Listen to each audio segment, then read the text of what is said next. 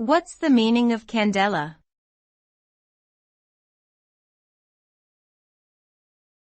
Candela.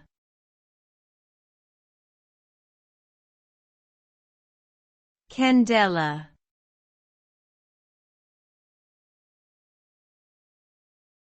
Candela.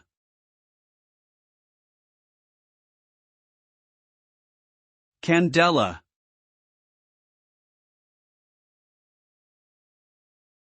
Candela is a unit of measurement for luminous intensity in the International System of Units, SI. It is defined as the luminous intensity, in a given direction, of a source that emits monochromatic radiation of frequency 540 terahertz and that has a radiant intensity in that direction of 1/683 watt per steradian.